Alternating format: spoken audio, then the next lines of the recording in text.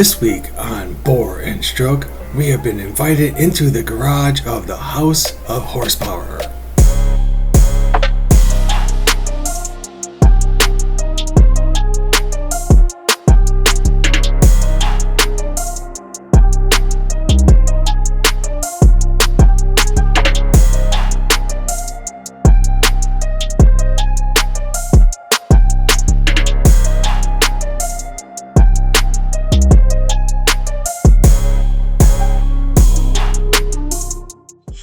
Hi, I'm Barry Turner from House of Horsepower, and who am I with today? My name is Rick Tartaglia, and I own Tartaglia's Rod Shop. We're here in Monroe, Connecticut.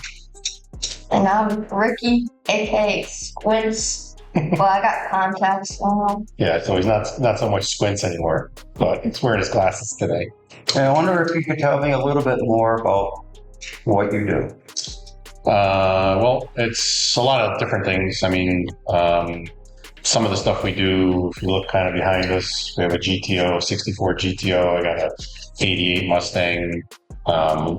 We do kind of a variety of custom, a lot of engines, rebuilding of engines, different add-ons, small parts, custom exhaust, custom suspension, stuff like that. But I also do like regular repairs, regular, service work if needed. But most of the stuff we do is definitely hot rod kind of custom. So. And I was wondering if you could tell me about how you grew up and then how you started all this. I was always into fixing and building stuff, and I was always doing like either RC cars, bikes, got into dirt bikes, four-wheelers when I was younger, and always wanted to take things apart. Just never always put everything back together correctly, but eventually got into cars through a friend's father, because he was always working on something in their garage when we were younger. I was probably about 14, 15 when I actually started to work on engines, and it was through my friend's father, Ronnie Dayton, and we all grew up in Trumbull, and he was tearing apart motors in the garage, was working on cars or painting a car or doing something. And it was very, to me, it intrigued me where I wanted to learn more about how did a V8 Chevy engine work. So he showed me, and I just that was it after that. I always wanted to be involved, always wanted to do something custom. So that was probably the earliest version of something hot rod, I guess, was a small block Chevy. Which I think is everybody's story. It is everybody's story. Yeah. Your 39 Chevy. So the 39 Chevy is a car that I bought back in 2015. I found the car in Prospect, Connecticut. It was in about 100 different pieces, all original. It had been hanging in a farm. So when I bought it, the body was off the frame, the fenders were all, unbolted, nothing was together. Doors were off, everything was in pieces. So I had to use a trailer, brought the car home, and decided at that point I was going to build more like a traditional hot rod, just a cruiser. And then it kind of morphed into, I really want to make this car a little bit safer and faster for drag racing purposes. So we went a little further with it, and I had JW Racing up in Seymour do like a mini tub cage, because those are all like specialty things. You can't, like, if you do custom cars and hot rods and motors and different things, and you're not I could do chassis work, but I'm not a chassis guy.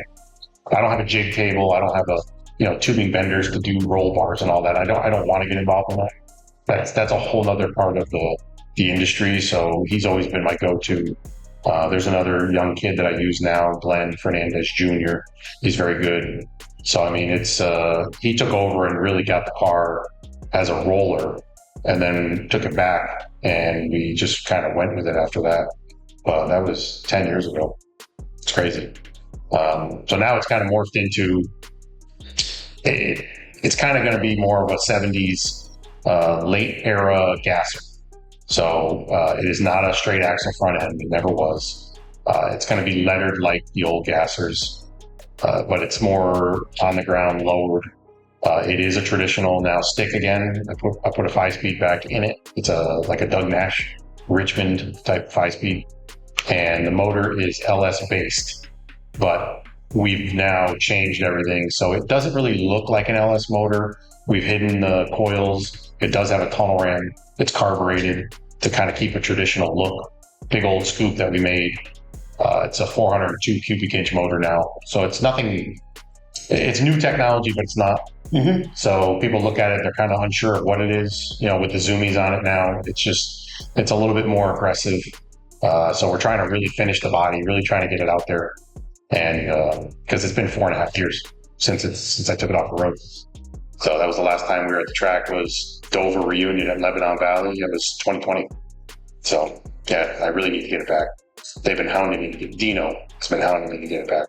So I'm hoping. We'll see. Well, with that we're looking forward to, which I know will be soon. And how about you, Richie?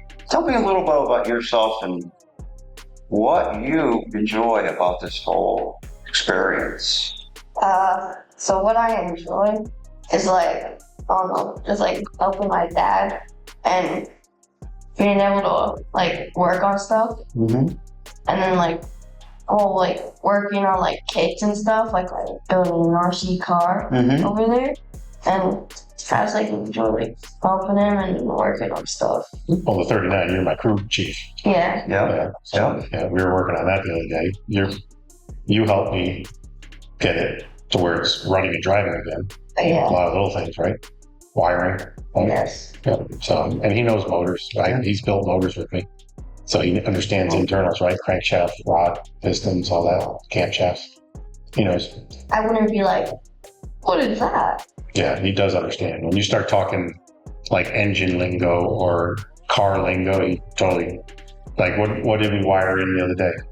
Oh, the shift light, the line lock, and What else did we do? Oh, we made that little panel. oh yeah, the panel for the original battery tray, because there was just a hole in there. Yeah, so we found And that's where we put his trans cooler when he had the automatic in there for a lady. Yeah. Yeah, now that it's 5-speed, we don't need that anymore. Yeah. Okay. So he helps a lot. I got some flat stock from Homer Depot. Home Depot. Yeah, we call it Homer Depot. Yeah, that was good. That was a little piece of sheet metal. Picked that up. You and Grandma made a template. And then I also got you a new knife. Yeah, we needed a new knife. I lost my other little razor knife. Don't know where that went. I had it for 20 years and it just walked away one day. I think Jose stole it. Did. Yeah. But this is where a lot of these young men and boys, like Ricky, aka Squint, are learning something hands-on, where a lot of kids nowadays are into their video games. And this is what we need. We need young men like him to get back into the whole realm of trade. And I'm very proud to see him get involved. He's going to go become an accountant, by the way. And then he'll just work on cars as a hobby. Just putting that out there. No. Yes. Yeah, accountants. And I don't even know what You're accountants. gonna be like me when I'm 50 when you're 50 years old. You work on cars for a living. I get up every day and I'm like, oh gosh, knee, hip, back, arm, hands. Oh, 66, I go through it too, but it's what I... could be an architect or an engineer. No. No, you could be. Too much school. No, stop it. Nothing wrong with school. Learning is good. Certain learning. Language arts I do, but Well, that's 6th grade. You won't have to worry about that. Later on in life, you don't have to worry about language arts. I do language arts classes. Well, that's all. You're going into 7th grade now, so you're good. But now I only have one language arts class in Spanish, I believe. So you can It get. was either Spanish or French, and I'm like, coloring French. I don't want to look like this. Stop. And just want to have everybody stay tuned to House of Horsepower. And Tartaglia's Raja. like and subscribe on YouTube, Facebook, and Instagram.